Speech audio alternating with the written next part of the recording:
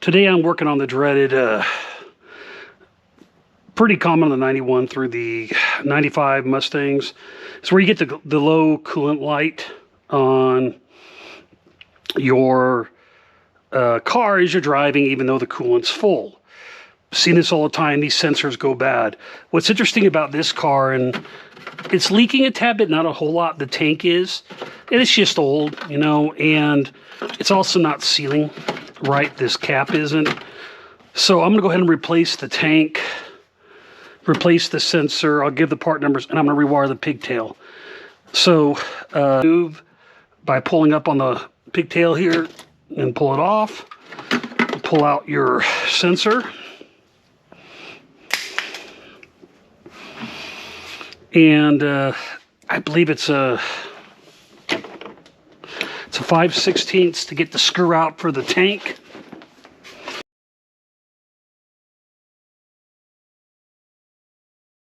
Now mine, getting this tank out, is going to be a little bit tighter than normal. I have a higher end aluminum radiator in this thing. So normally it's not hard to get this out, but this could end up being a little bit of a challenge.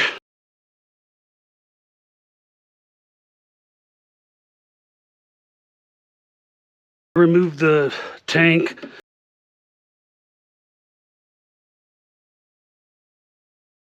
The biggest thing on this, there's a 3/8 bolt here. It's a pain to get to.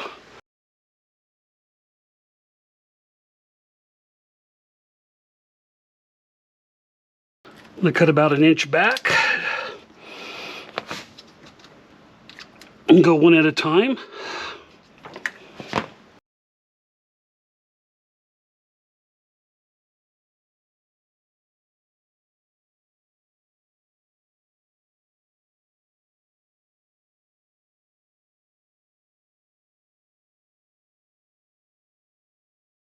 Use quick nicks when I do this, and then I reheat seal them.